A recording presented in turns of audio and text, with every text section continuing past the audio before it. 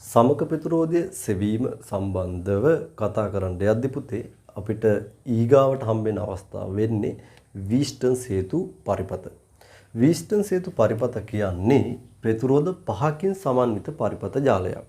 දැන්ට මම ඒකේ ප්‍රතිරෝධ පුතේ මෙන්න මේ හතර විතරයි පෙන්නලා තියෙන්නේ. R1 කියලා හිතන්නම් මේක, R2 කියලා හිතන්නම් මේ ප්‍රතිරෝධය, R3 කියලා හිතන්නම් මේක, R4 කියලා හිතන්නම් මේක.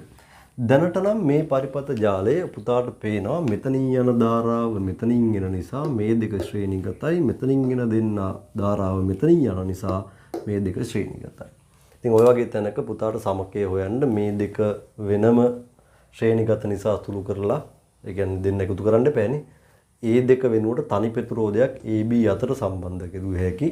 එතකොට ශ්‍රේණිගත ප්‍රතිරෝධ සමක ප්‍රතිරෝධ සොයද්දී පුතාලා වැදගත්ම දේ මතක තියාගෙන ඉන්න ප්‍රතිරෝධ ප්‍රමාණය සමකයේ දාන්න ප්‍රතිරෝධ කිහිපයකට පරිපතේ ප්‍රතිරෝධ ටික අඩු වෙවි යන්නේ.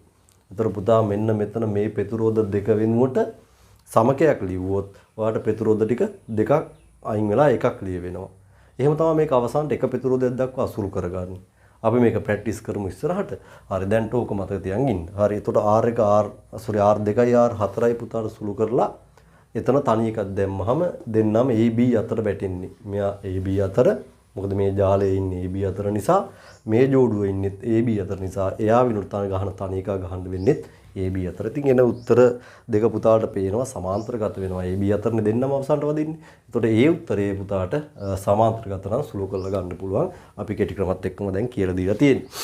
එතකොට දැන් මේකේ වීස්ටන් කියන්නේ දැන් පුතාලගේ කොහොම තියෙයිද CD අතර ඔබ මෙහෙම පස්වෙනි තවත් ප්‍රතිරෝධයක් ගැහුවොත්.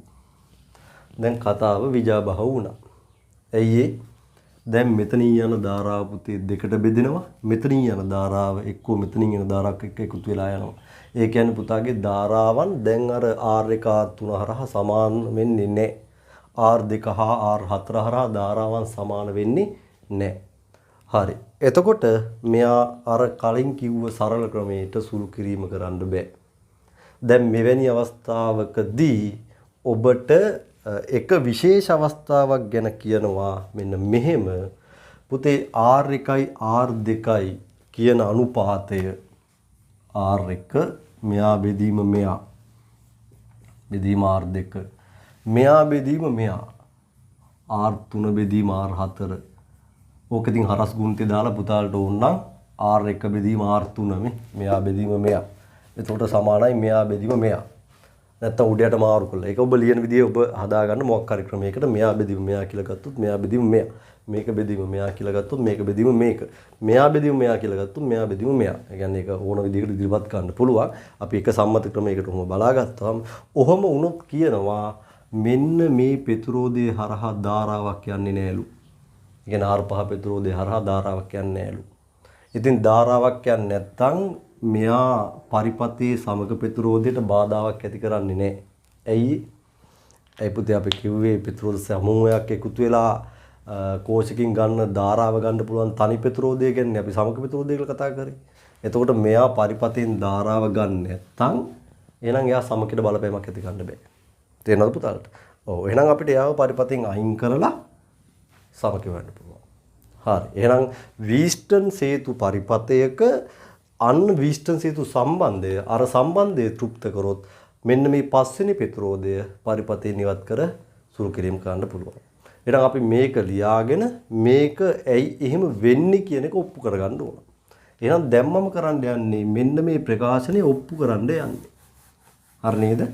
ඔප්පු කිරීම කරන්න යන්නේ. එතකොට වාගේ එකේ අර මැද තීරුවේ අපි ඔප්පු කිරීම කරනවා මෙන්න මේ විදිහට. හරි. එතකොට අපි වීට්සන් සම්බන්ධය ඔප්පු කොට ලබා ගැනීම. මේක ඔප්පු කරන්න පුතේ රිවර්ස් එකට. රිවර්ස් එක කිව්වේ මම ඔප්පු කරනවා R5 හරහා ධාරාවක් යන්නේ නැත්තම් R1 බෙදීම R2 අනුපාතය R3 බෙදීම R4 අනුපාතයට සමානයි කියලා. පැහැදිලිද පුතාලට? හරි. ඒක තමයි මම කරන්න යන්නේ.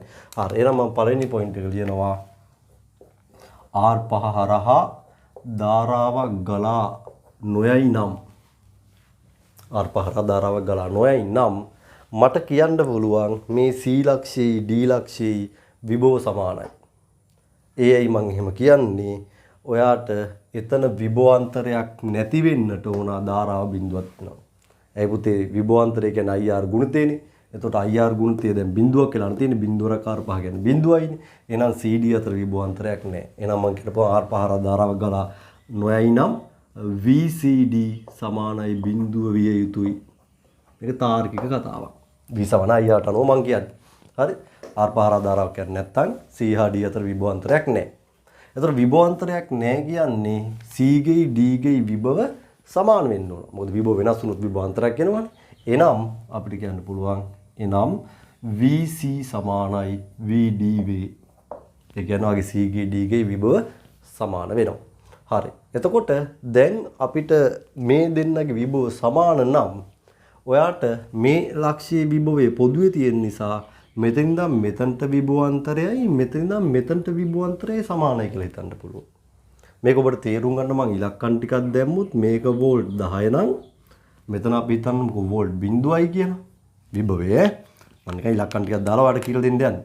මෙහා වෝල්ට් අපි හිතමුකෝ පුතේ 4ක් වුණා කියලා. ඒතර අර තර්කයට අනුව මේකත් වෝල්ට් 4යි. එහෙනම් මෙතන විභවාන්තරය 10 ඍණ 4 6යි.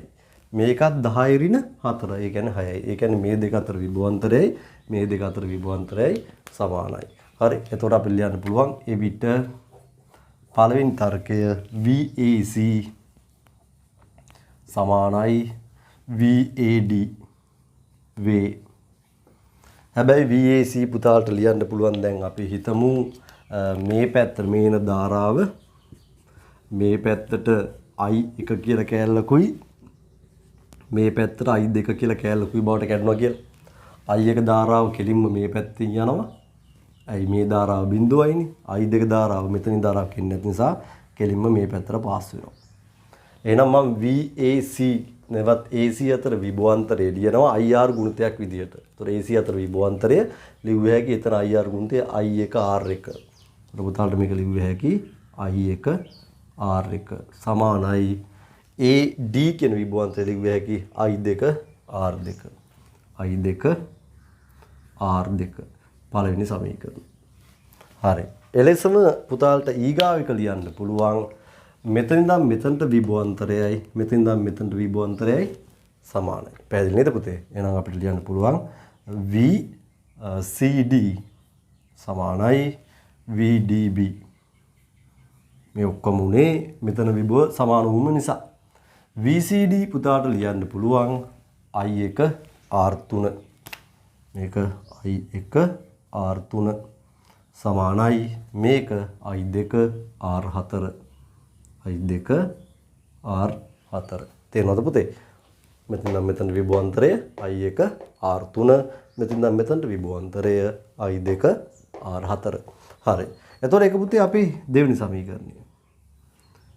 දැන් මම කරන්නේ මෙතන ඔය 1යි 2යි කියන සමීකරණ දෙක බෙදනවා. එක බෙදනවා දෙකෙන්. පුතාට සමීකරණ දෙක එක ළඟ ලියලා බෙදන්න පුළුවන්. නැත්නම් අපි කෙලින්ම වම් පැත්තේ දෙන්න වෙනම බෙදමු. හරි. එතකොට I1 R1 බෙදීම මෙතන I1 R3 මේකට මේක කැපෙනවා සමානයි දකුණු පැත්තේ ඒවා වෙනම බෙදමු I2 R2 I2 R4 I2 R2 බෙදීම I2 R4 I2 I2 කැපුලා ගියාම R2 බෙදීම R4. ඉතින් හරස් ගුණිතය දාලා ගත්තොත් පුතාට ඕන R1 බෙදීම R2 සමානයි R3 බෙදීම R4 පෙන්නන්නනේ. එහෙනම් පුතා මේ දෙක මාරු කරන්න මෙයා මෙහෙට දාලා මෙයා මෙහෙට දාන්න අපිට විට ගන්න පුළුවන් R1 බෙදීම R2 සමානයි R3 බෙදීම R4. හරි.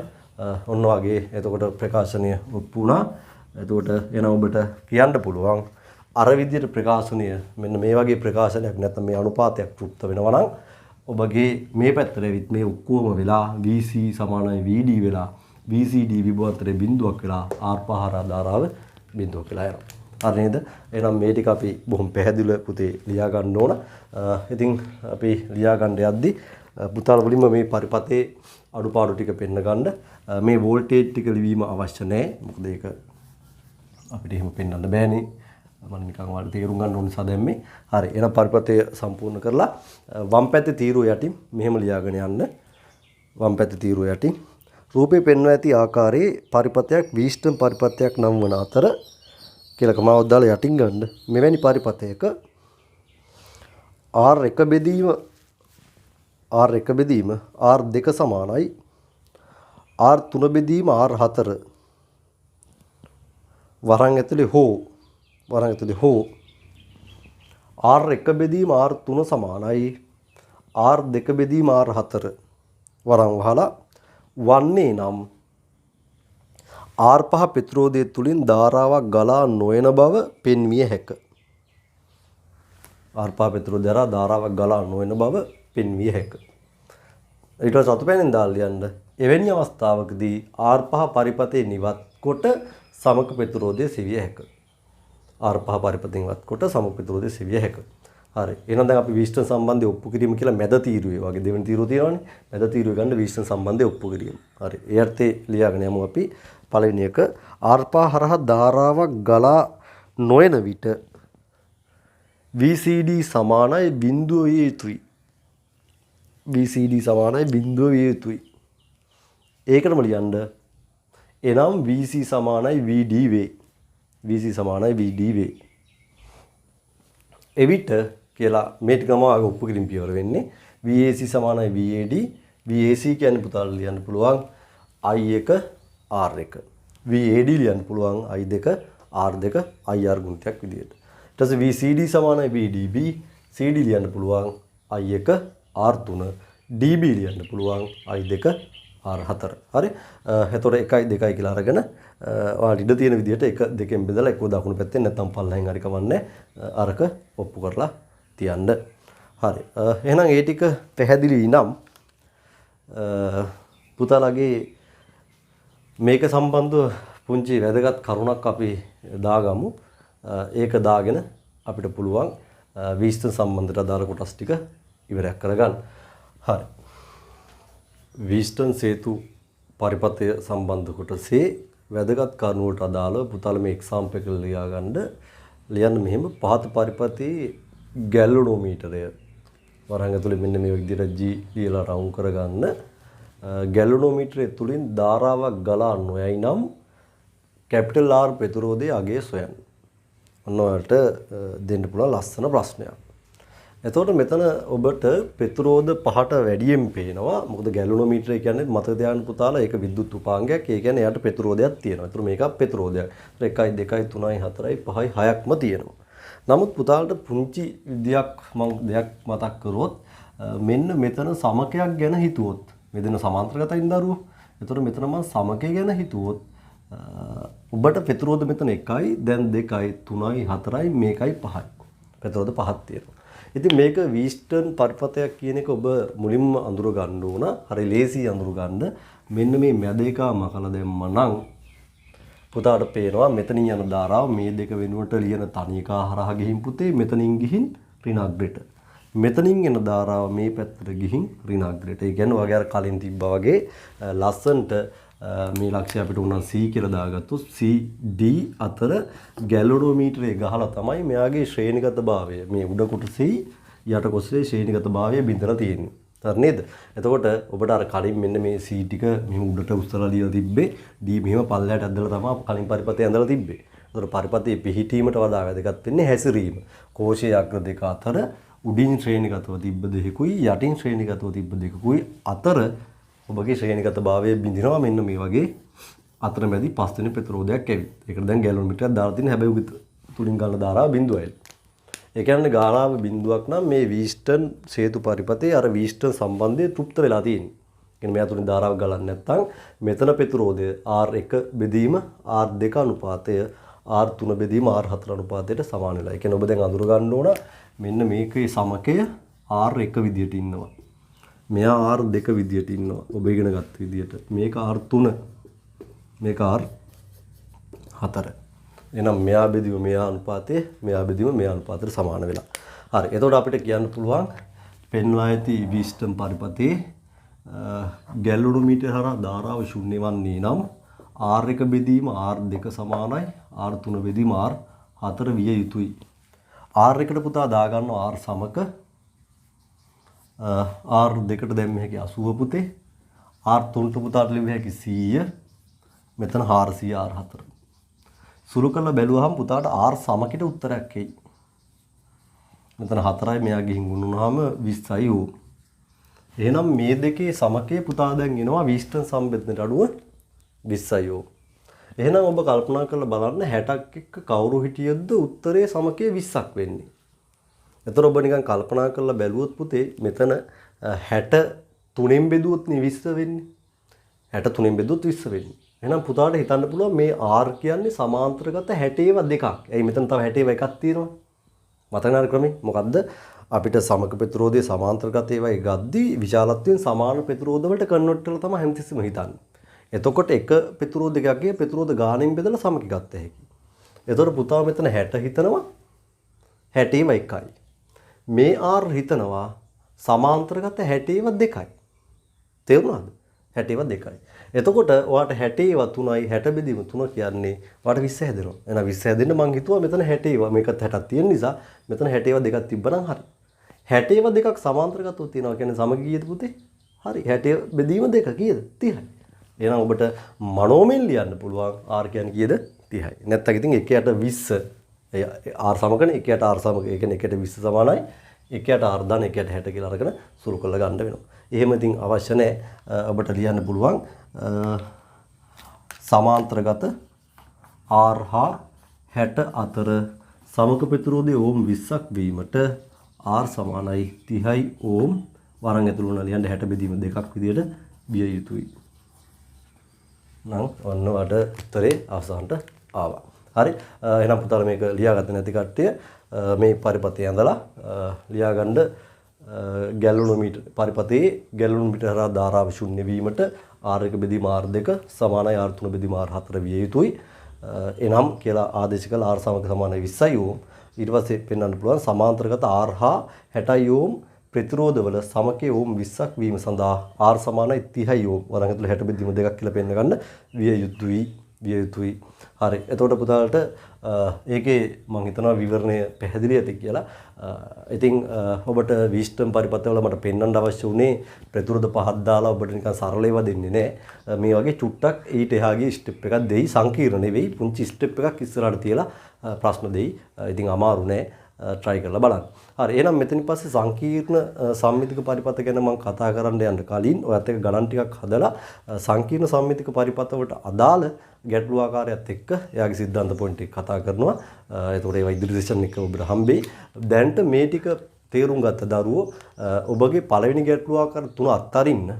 ඒක මුල් කොටස් ටිකත් එක්ක සම්බන්ධ වෙලා නැත්තම් කරන්න බෑ. එතනින් එහා ඔබට හතරවෙනි ගැටළු ආකාරය ඉඳගෙන ඔබට යම් අවබෝධයක් තියෙන සියලුම දරුවන්ට 4 5 කියන ගැටළු ආකාර ටික දැන් ඔන්න ඔය කිව්ව સિદ્ધාන්ත වලට අදාළව මම හිතන්නේ ඔබට කරලා බලන්න පුළුවන්. හරි. එතකොට බලමු පොඩ්ඩක්. ගැටළු ආකාරය 4 පුළුවන්. 5 ඇත්තටම බෑ පුතාලට ඒක සංකීර්ණ සම්මිතික පරිපත ඇතුළේ ඉන්නේ 6 එන්නෙත් ඒ විදිහට. නම් ගැටළු ආකාරය 4 වෙනකන් තනියම උත්සාහ කරලා තියන්න. මම ඊගා වීඩියෝ එකට අග්ගාලා ඔබට දානවා මේකේ මේ සතිය ඇතුළෙම කොහොමද සම්ප්‍රතිරෝධ හොයන්නේ කියලා. ගැටළු වලට 5 6ත් එක්කම ඩිස්කෂන් එක ගේන්නේ. හරි. එතකොට අපිට පුළුවන් ලබන සතියේ ඉඳගෙන ඔබට විභව බෙදෙන පරිපත සම්බන්ධව සහ ධාරා බෙදෙන පරිපත සම්බන්ධව මම ඔයාලට වීඩියෝ එක මේ කතන්දරේ මුලම ඉන්ට්‍රොඩක්ෂන් වීඩියෝ එකේ දාපු ඕඩර් එකට ඒ සෙෂන් පිළිවෙලට මේ වැඩේ මම කරගෙන යනවා. හරි. එහෙනම් ඔබට මේකේ වීක්ලි අසයින්මන්ට් විදියට අසයින්මන්ට් නම්බර් 1 2 වගේ වෙනකන් අපි ඔයාලට කලින් හදන්න කියලා තිබ්බේ. 1 එක හදන්න බෑ අලුතෙන්ම සම්බන්ධ වෙන දරුවන්ට. 2 එක දැන් කල්පනා කරලා බලන්න පුළුවන්. නමුත් ඔබ හිර වෙයි. හේතුව ඔබට කිසිම ගාණක් මම තව හදලා පෙන්නලා නැති නිසා. නමුත් ඔබ ඊගාව සෙෂන් එක කරපු ගමන් ඔබට මේක ඕනම ගාණක් හැදීම කරගෙන යන්න පුළුවන්. හරි පුතේ. එහෙනම් එතෙක් ඔබට සුබ සතියක්. ඔය කිව්ව විදිහට ලස්සනට වැට්ටික උත්සාහ කරලා ධාරා විදුලිතය කියන්නේ MCQ 5ක් රචනා ප්‍රශ්නයක් සහ විභවගත ප්‍රශ්නයක් අනිවාර්යෙන් ලැබෙන පාඩමක්. ලකුණු 17මාරක් මාස දෙකකින් හොයාගන්න ලස්සන ඒකකයක්. මාස දෙකෙන් ලකුණු 17මාරක්. යාන්ත්‍ර විද්‍යාවේ ලකුණු 20ක් ගන්න මාස 9ක් ඔට්ටු වෙන්න උනා. මේක මාස දෙකෙන් ලකුණු 17මාරකට යන්න පුළුවන්. දැවැන්ත උතා කුඩා සිද්ධාන්ත ප්‍රමාණයක් තියෙන ලස්සනට අධ්‍යයනය කරගන්න පුළුවන් අලුත්ම ඒකකයක් වෙන පාඩම් එක්ක සම්බන්ධ නැති ලස්සනම ඒකකයක්. ඉතින් පුතාලා මේක ලස්සනට වැඩේ කරගෙන යන්න යාළුවන්ට අධ්‍යයනය කරන්න රිවර්ස් ක්ලාස් එක ගැන. එතකොට ඒගොල්ලන්ටත් පුළුවන් මේ වැඩේ කරගෙන ඉක්මනින් නිර්දේශය ආවරණය කරගන්න. අපි නැවතර පන්තියේ පටන් ගන්න දවසකදී රිවර්ස් ප්ලෑන් එක ඇතුලේ අපි රිවර්ස් ප්ලෑන් එක ඇතුලේ දාලා තිබ්බා. මොනවද බණ කියන්නේ රිවර්ස් ප්ලෑන් එක ඇතුලේ? ඔව්. අපි මුලින්ම පදාර්ථයේ ගුණ ඉවර කරා. පදාර්ථයේ ගුණ කරගන්න බැරුව ගිය කට්ටියට තීර පන්ති ඇතුලේ දානවා මම ඉතාම ඉක්මනින් මේ පාඩම. ඒකකින් බලා ගන්න පුළුවන්. පදාර්ථයේ ගුණෙන් පස්සේ තමයි අපි ධාරා විද්‍යුතය ආවේ. ඊගාවට අපි ඉලෙක්ට්‍රොනික කරනවා මේකත් එක්කම. ඊගාවට ඉලෙක්ට්‍රොනික ටික ඊට පස්සේ පදාර්ථය විකිරණයේ පාඩම එනවා. ওই ටික අපි ප්ලෑන් කරගන්නවා කොහොම හරි මාර්තු මාසෙ විතර වෙද්දී ආවරණය කරන්න. ඉතින් අපි මාර්තු මාසයේ වෙද්දී මේක ආවරණය කරද්දී කොවිඩ් වසංගතය නැවතුණත් ඔන්ලයින් පන්තිවල සම්බන්ධ දරුවන්ට දිගටම මේක ඔන්ලයින් ලබා දෙනවා. ඒත් එක්කම පේපර් ක්ලාස් එක ඒකෙන් පස්සේ කන්ටිනියු කරන්න පටන් ගන්නවා මාර්තු ඉඳන් ඉතිරි මාස 5 මාර්තු ඉඳන් මාස 5ක් අපි ඔබට කන්ටිනියු කරන්න පටන් ගන්නවා පේපර් ක්ලාස් එකක් විදියට පන්ති. හරිද පුතේ? එතකොට මේ ටික ඔළුවේ තියාගෙන වෙට්ටි කරගන්න ඔබට සුබ දවසක්.